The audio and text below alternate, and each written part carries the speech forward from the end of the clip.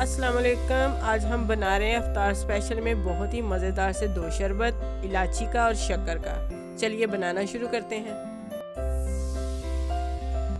खाने के 2 चम्मच सब्ज़ इलायची ली है। इसको हमने 4-5 घंटे पहले भिगो दिया था। ये कुछ इस तरह की हो गई है। अब हम इसको जग में डालकर अच्छे से ब्लेंड कर लेंगे और साथ ही शामिल करेंगे 2 कप पानी और अच्छे से ब्लेंड कर लेंगे।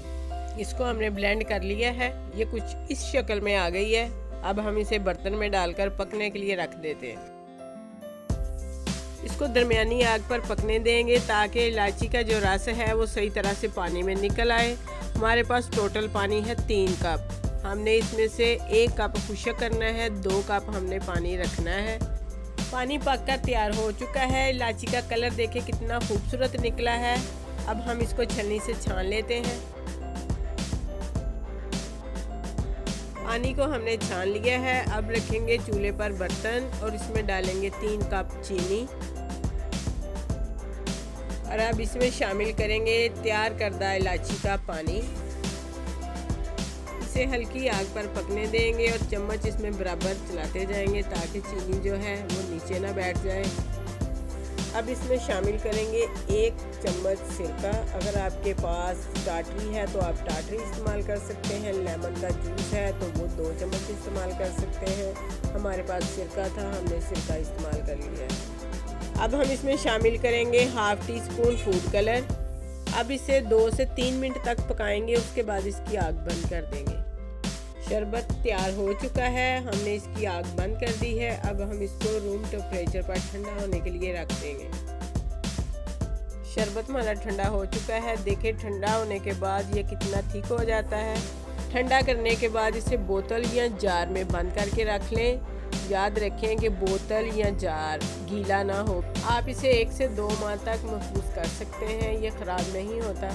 तो चलिए बनाना शुरू करते हैं। सबसे पहले गिलासों में डालेंगे बर्फ़, उसके साथ ही डालेंगे हमें तुक में बिलोंग, ये ऑप्शनल है। अब इसमें शामिल करेंगे 2 टेबलस्पून शरबत। उसके बाद डालेंगे इसमें पानी।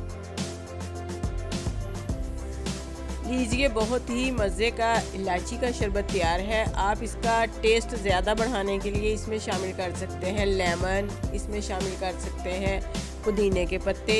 इसे इफ्तारी में ज़रूर पिएं। ये सारे दिन की गर्मी को दूर करता है, मैदे को ठंडक पहुंचाता है। अब हम बनाएंगे शक्कर का देसी शरबत। 1 प्याली हमने शक्कर लिया है। इसको डालेंगे जग में और साथ ही शामिल करेंगे पानी। अब इसमें शामिल करेंगे 3 अदद लेमन का जूस और इसको अच्छे से ब्लेंड करेंगे। शरबत हमारा तैयार हो चुका है। 1 कटोरी शक्कर से तकरीबन 5-6 गिलास जो है आसानी से शरबत बन जाता है। शरबत को हम छन्नी से अच्छी तरह से छान लेंगे क्योंकि शक्कर के अंदर छोटे छोटे तिनके होते हैं, वो सारे साफ कर लें। शरबत देखें बिल्कुल तैयार है। तो चलिए इसको बनाते हैं। लीजिए बहुत ही मज़ेदार सा शक्कर का शरबत तैयार हो चुका है।